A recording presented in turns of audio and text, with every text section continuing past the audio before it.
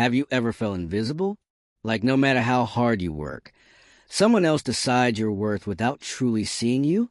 That's exactly what happened to 17-year-old Marcus Johnson at Westridge Academy, until an unexpected truth turned everything upside down.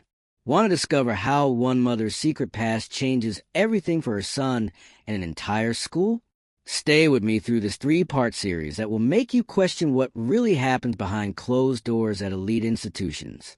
Subscribe now and hit the notification bell so you don't miss any part of this incredible story of justice and revelation. Marcus stared at the letter in his hands, the words blurring as tears threatened to spill. For years of perfect grades, captain of the debate team, and countless volunteer hours at the community center, all seemingly worthless now. The prestigious Founder Scholarship that had covered his tuition at Westridge Academy since freshman year had been reassigned due to budget constraints. "I don't understand, Mom," Marcus said, his voice barely above a whisper as he handed the letter to Olivia Johnson across their modest kitchen table. "They said the scholarship was guaranteed through graduation if I maintained my GPA." Olivia's face remained calm as she read the letter, though the slight tightening around her eyes revealed more than words could. She had raised Marcus alone since he was 5, working multiple jobs while completing her own education. Now, as the CEO of a successful educational consulting firm, she had given him stability, but never an easy path. "Did they give you any warning? Any explanation beyond what's in this letter?" she asked, setting the paper down with deliberate care. Marcus shook his head. "Dr. Reynolds just called me into his office after last period. He seemed uncomfortable, kept saying it was strictly a financial decision and that I should be proud of how far I've come." What Marcus didn't know, what nobody at Westridge Academy seemed to remember, was that 15 years earlier, when Westridge was just a failing private school on the verge of closing, it had been saved by an anonymous benefactor who restructured the entire institution. That benefactor had one non-negotiable condition: a scholarship program that would ensure talented students from all backgrounds could attend regardless of financial means. That benefactor was Olivia Johnson. "I'll make some calls tomorrow," Olivia said, her voice steady and measured. "In the meantime, don't worry about this. Focus on your college applications." But Marcus knew the reality. Without the scholarship, the remaining semester's tuition would drain their savings, money that was supposed to help with college expenses. His dream of attending Columbia University suddenly seemed much further away. "Maybe I should just transfer to Lincoln High for my last semester," Marcus suggested. "It's not worth putting this kind of financial strain on us." Olivia's eyes flashed with something Marcus rarely saw, a fierce determination that bordered on anger. "You've earned your place at Westridge, Marcus. This isn't just about money. It's about principle." That night, as Marcus tried to sleep, memories flooded back. The subtle slights over the years. The assumptions that he must be there on an athletic scholarship, despite never playing sports. The surprise on teachers' faces when he aced exams. The whispers that his spot could have gone to someone more deserving. Meanwhile, in her home office, Olivia Johnson pulled out a thick file from a locked drawer, one labeled Westridge Academy, founding documents. Inside was the original agreement she had signed years ago, using her maiden name when she rescued the school from financial ruin. Back then, she was just starting her company, using an inheritance from her grandmother and a vision of what education could be. The agreement clearly stated that the scholarship program was permanent and untouchable. She had designed it specifically to prevent exactly this situation. As a majority shareholder, albeit through a blind trust, she had made sure the school's commitment to diversity wasn't just talk. The next morning, over breakfast, Marcus noticed his mother dressed more formally than usual. "Big meeting today?" he asked, trying to maintain normalcy despite the scholarship situation weighing on him. "You could say that," Olivia replied, adjusting her blazer. "I have an appointment with the Westridge Academy board at 10. Marcus nearly choked on his orange juice. "Mom, please don't. I don't want to cause problems. Maybe they really are having financial issues." Olivia smiled, a determined glint in her eye. I'm not going to cause problems, Marcus. I'm going to solve them. What she didn't tell him was that last night, she had made several calls to longtime friends who sat on the board, people who remembered exactly who had saved Westridge Academy all those years ago. People who had apparently been kept in the dark about recent decisions made by the newer board members and the head of school. Dr. Howard Reynolds, Westridge Academy's head of school for just 3 years, prided himself on fiscal responsibility. Under his leadership, the academy had expanded its facilities, added advanced technology to classrooms, and established a prestigious rowing program that attracted wealthy donors. To fund these initiatives, certain adjustments had been necessary. The Founder Scholarship Program, he believed, was outdated and didn't serve the school's new direction. As he walked into the emergency board meeting that Monday morning, he was confident in his position. The decision to cut Marcus Johnson's scholarship had been just the beginning of his plan to gradually phase out the program entirely. "Thank you all for coming on such short notice," he began, nodding to the 12 board members seated around the conference table. "I understand there are some questions about recent scholarship decisions." The boardroom door opened, and Reynolds paused mid-sentence as Olivia Johnson walked in, poised and professional in a tailored suit. "I apologize for the interruption," she said calmly, though her expression suggested she wasn't sorry at all. "I believe this meeting concerns my son's scholarship." "Mrs. Johnson," Reynolds replied, confused by her presence, "this is a private board meeting. While I understand your concern as a parent, we have protocols for addressing such matters." Eleanor Winters, the longest-serving board member, cleared her throat. "Dr. Reynolds, perhaps you haven't been properly introduced. This is Olivia Johnson." Reynolds nodded impatiently. "Yes, Marcus Johnson's mother. As I was saying." "No," Eleanor interrupted firmly. "This is Olivia Johnson, the founder and primary benefactor of Westridge Academy, the woman who saved the school 15 years ago and established the very scholarship program you've been dismantling." The color drained from Reynolds' face as he looked back at Olivia, who now placed a folder on the table containing the original founding documents, her anonymous donation records, and the terms of the scholarship program that bore her maiden name. "It seems we have much to discuss, Dr. Reynolds," Olivia said evenly, "starting with why my son received a letter rescinding his scholarship when the program's endowment is legally protected from being reallocated." The room fell silent as the reality dawned on everyone present.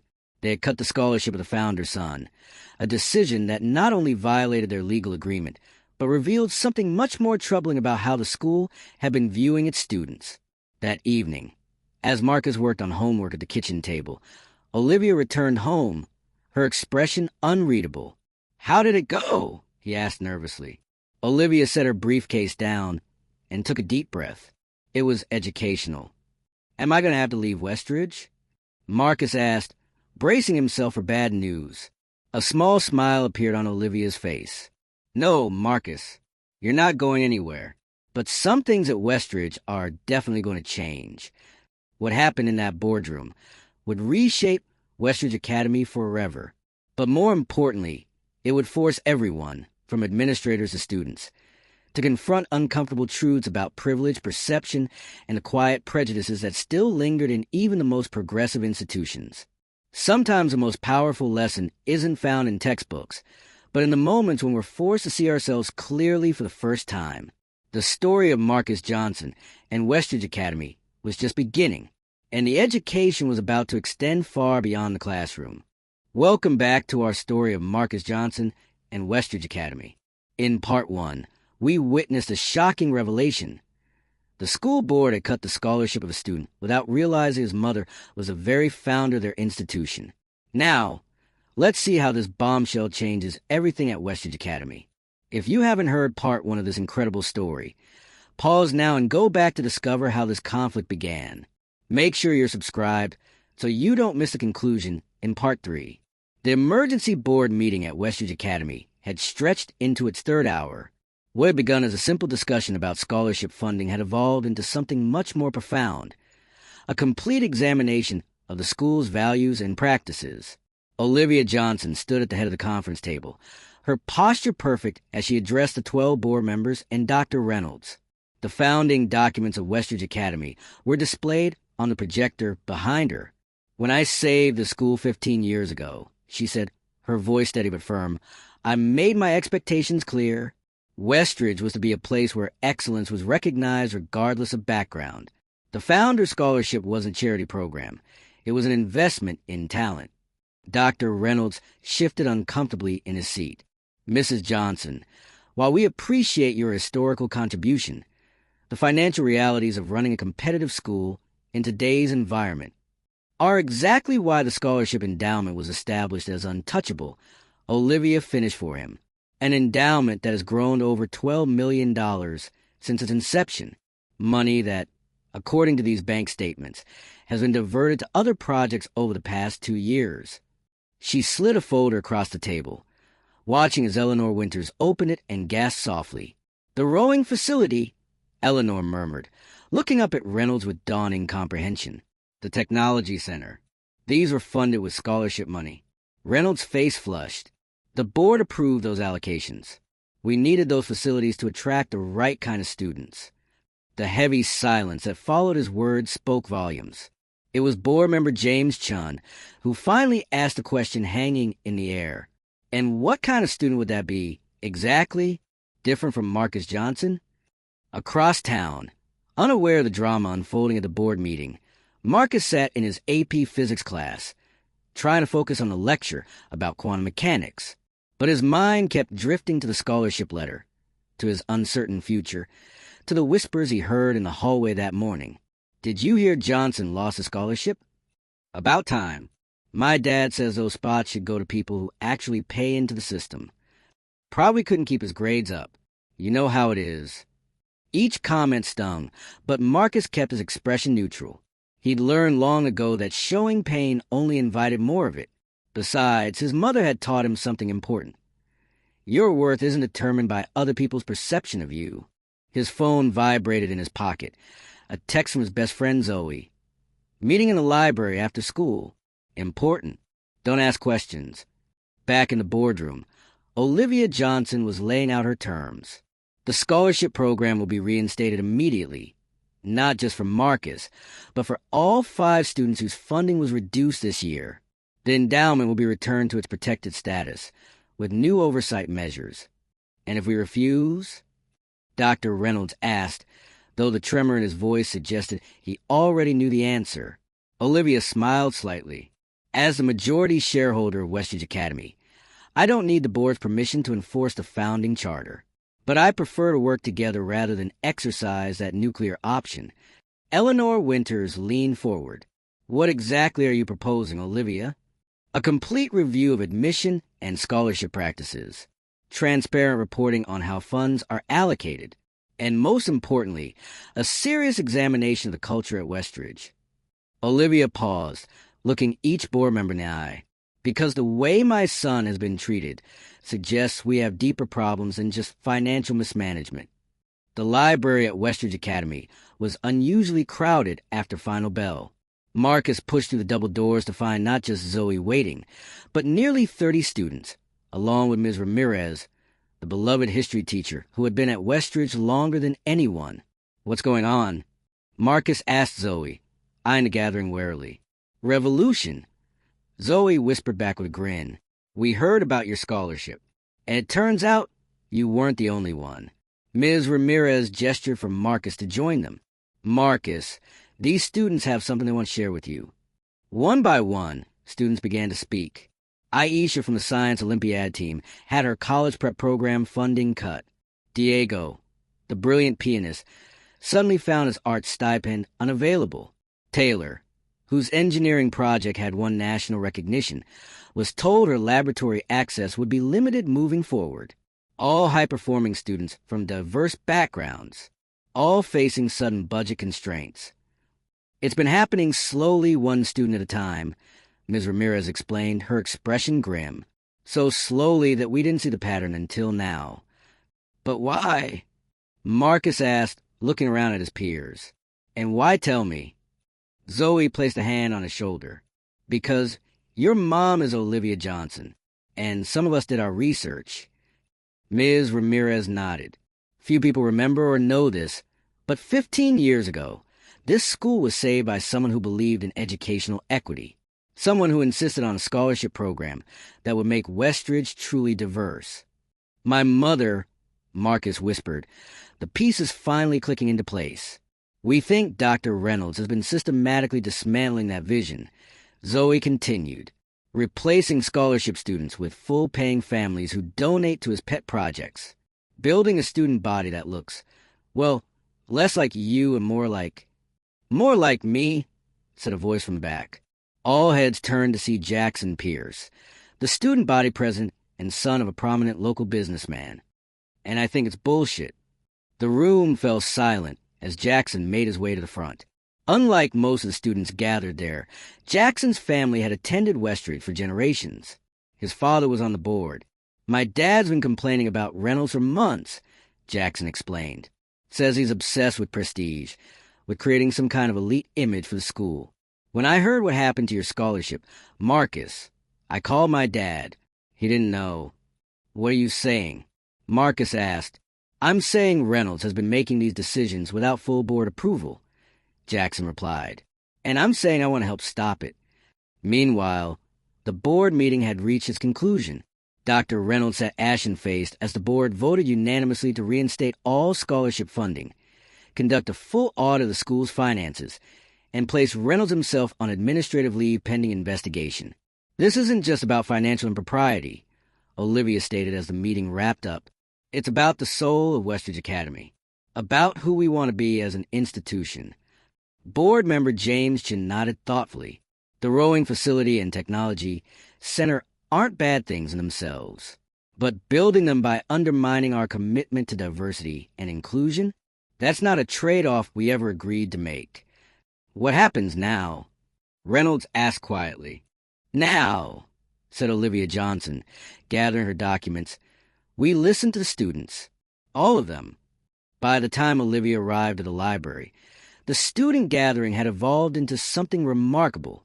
Marcus and Zoe had organized the students into working groups, each documenting different aspects of the changing culture at Westridge. One group compiled statistics on scholarship reductions. Another documented subtle changes in disciplinary actions, how certain students seemed to face harsher consequences than others for the same infractions. A third group was drafting a vision statement for what they wanted Westridge to become. When Olivia walked through the door, the room fell silent. Then Marcus stepped forward. Mom, he said, his voice stronger and more confident than she'd heard in weeks. I'd like you to meet the real Westridge Academy. Olivia looked around at the diverse faces watching her. Black, white, Asian, Latino, wealthy, middle class, scholarship students, and legacy admissions. All united by a common purpose.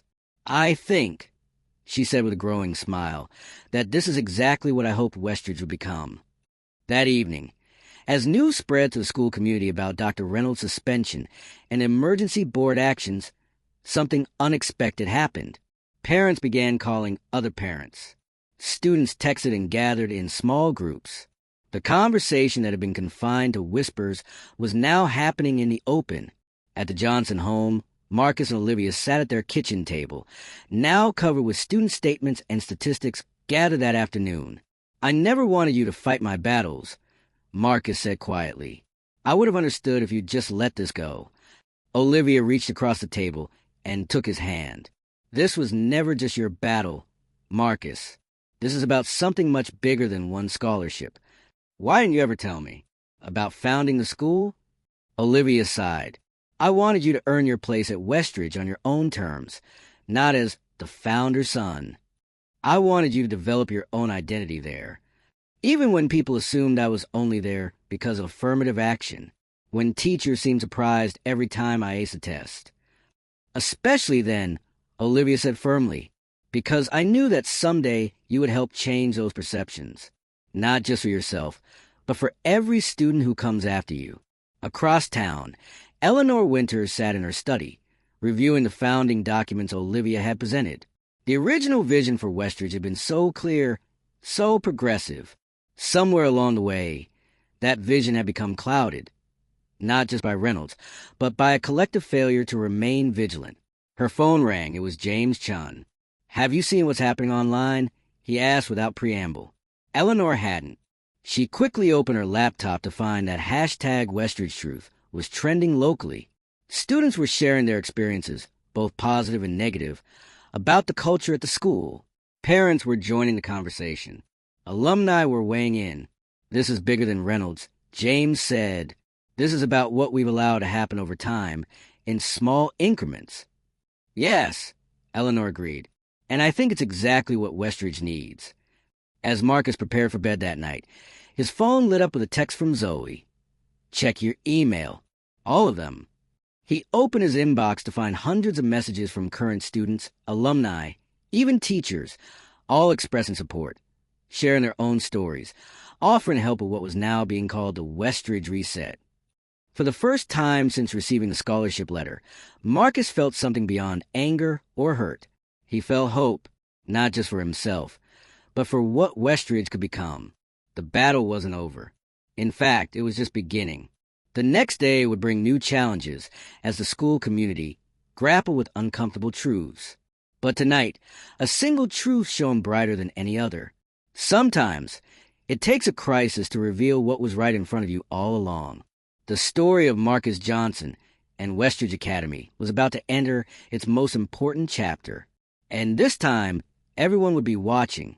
Welcome to the final chapter of our journey with Marcus Johnson and Westridge Academy.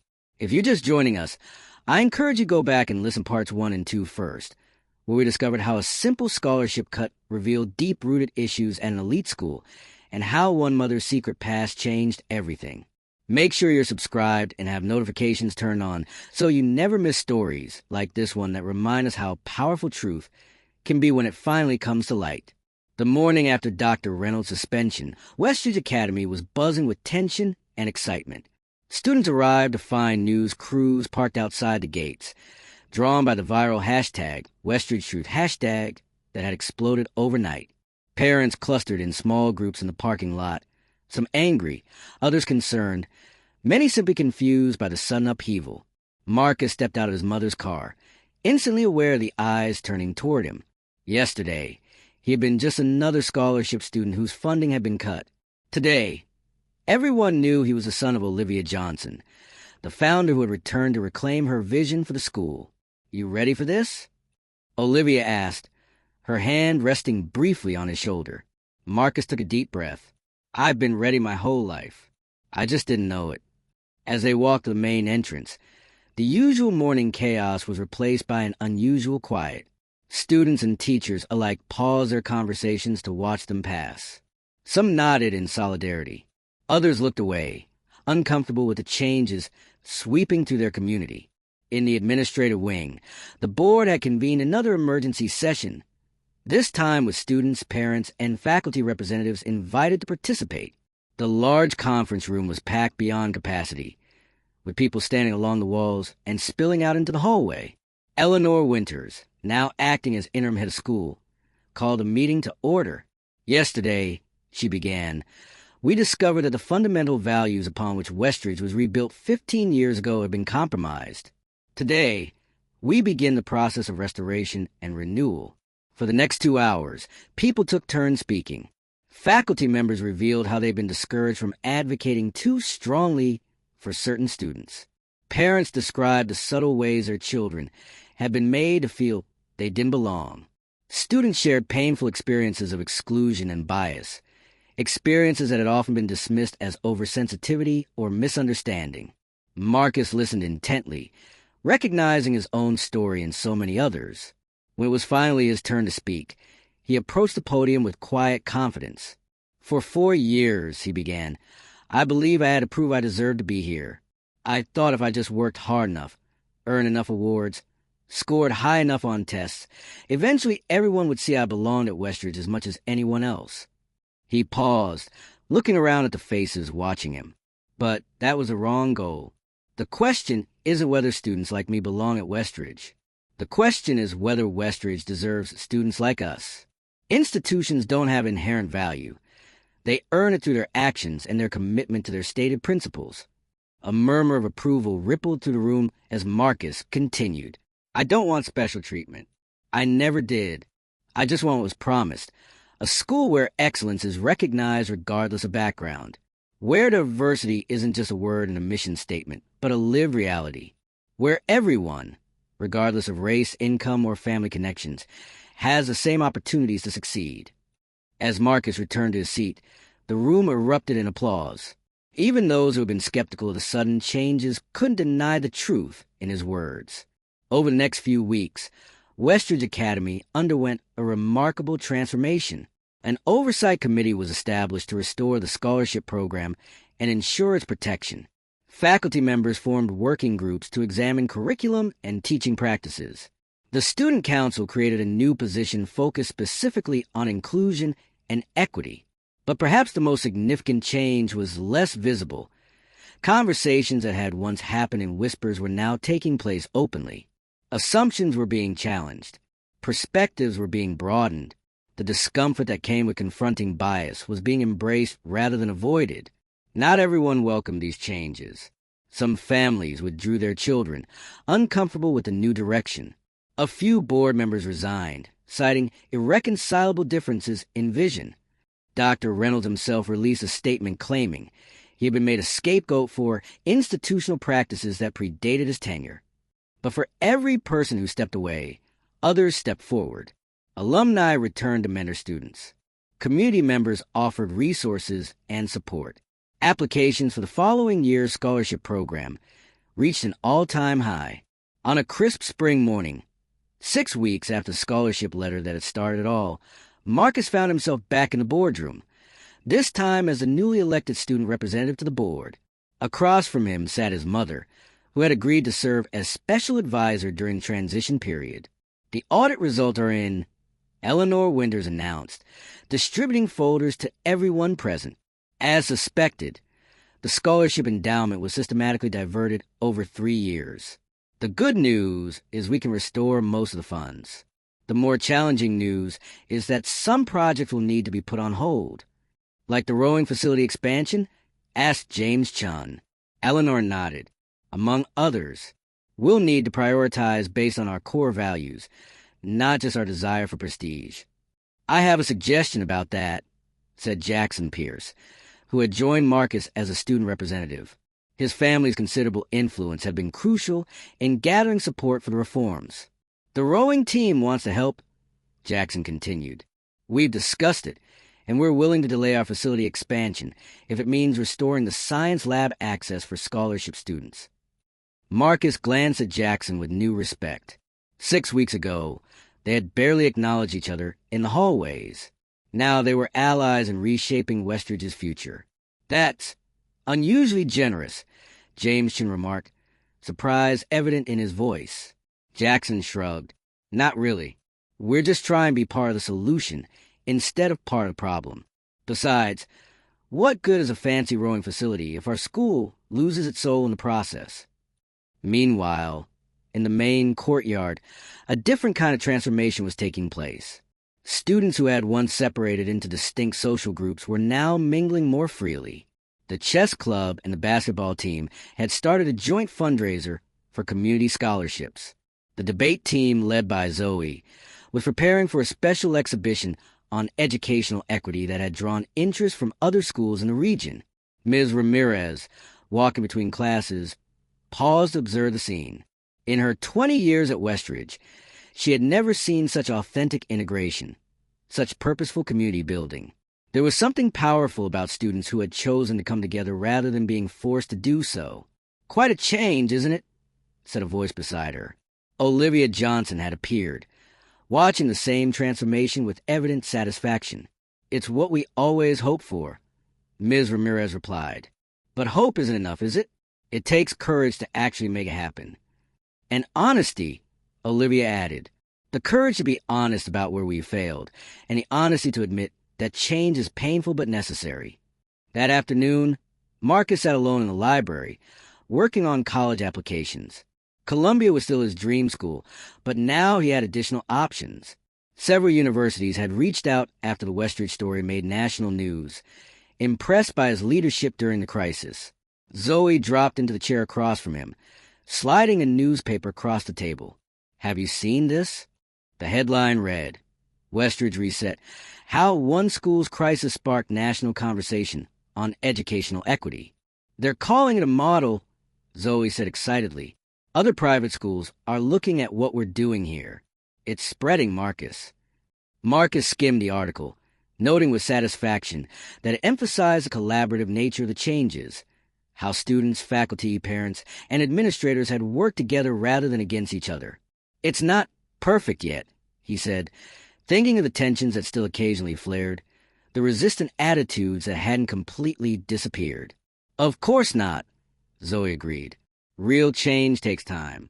But we've started something important, something that can't be easily undone. 2 months later, at the end-of-year assembly, Eleanor Winters took the podium to address the entire school community. The auditorium was packed, with many alumni and community members in attendance.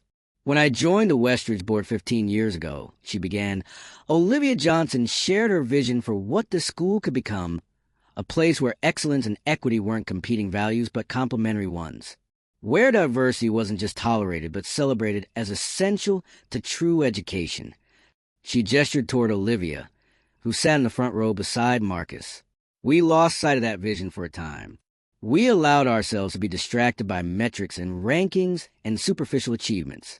But thanks to the courage of our students, the wisdom of our faculty, and yes, the timely reminder from our founder, we found our way back. Eleanor unveiled a plaque that would be installed at the school's entrance. It read, Westridge Academy, where every student is seen, heard, and valued. This is our renewed commitment, she declared, not just in words, but in actions, not just today, but every day moving forward. The audience rose in a standing ovation that lasted nearly 5 minutes. As the ceremony concluded and people began filing out, Marcus found himself face to face with Jackson Pierce.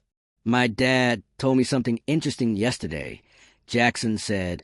Apparently, when your mom saved Westridge 15 years ago, my grandfather was against accepting her help. He said it would change the character of the school. And now, Marcus asked. Jackson smiled.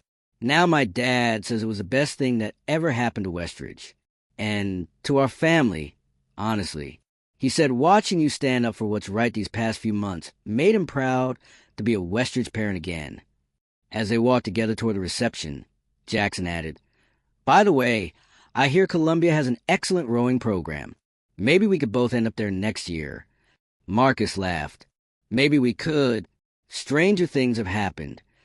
That evening, as Olivia and Marcus drove home from the ceremony, a comfortable silence filled the car. So much had changed in just a few months. The scholarship that had been rescinded was not only restored but expanded. The cultural shift at Westridge was gaining momentum and inspiring other institutions. Most importantly, Marcus had found his voice, not just as a founder's son, but as a leader in his own right. You know, Olivia said finally, when I saved Westridge all those years ago, I never imagined my own child would be the one to truly fulfill its promise. Marcus shook his head. It wasn't just me, Mom. It was everyone who refused to accept that things couldn't change. That's the most important lesson in all of this, Olivia replied. Institutions don't change on their own. People change them one decision, one stand, one truth at a time. As they pulled into their driveway, Marcus thought about everything that had transpired since that devastating scholarship letter arrived. What had begun as a personal injustice had revealed a systemic problem. What could have ended with bitter resignation had instead sparked a movement. The funny thing is, he said, I should almost thank Dr. Reynolds. If he hadn't cut my scholarship, none of this would have happened. Olivia smiled. Sometimes our greatest challenges lead to our most important contributions. Remember that, Marcus. It's not what happens to you that defines your story. It's what you do about it. The Westridge Reset, as it came to be known, continued long after Marcus graduated. The scholarship program thrived, protected by new safeguards and oversight. The culture shifted, slowly but permanently, toward greater inclusion and equity. And throughout the educational community, the story spread, a reminder that meaningful change is possible even in the most established institutions. As for Marcus Johnson, he did attend Columbia the following year, alongside several Westridge classmates, including Jackson and Zoe. His experience had shaped his purpose. He would study education policy, with plans to ensure that schools everywhere could become places where every student was truly seen, heard, and valued. And whenever anyone asked about his remarkable senior year at Westridge Academy, he would smile and tell them, "It's simple, really. Never underestimate someone based on what you think you know about them. You might discover they built the very ground you're standing on." Sometimes, the most powerful lessons happen outside the classroom. Sometimes, the greatest education comes from confronting uncomfortable truths. And sometimes, the most important changes begin with a single decision to stand up and say, "This isn't right. We can do better. We must do better." The story of Marcus Johnson and Westridge Academy reminds us that true transformation is possible if we have the courage to demand it and the commitment to see it through. Thank you for joining us for this 3-part journey of courage, revelation, and transformation. If this story resonated with you, please share with others who might find inspiration in Marcus and Olivia's experience. And don't forget to subscribe to our channel for more powerful narratives that challenge us to see the world and ourselves in new ways. Until next time, remember, change begins with you.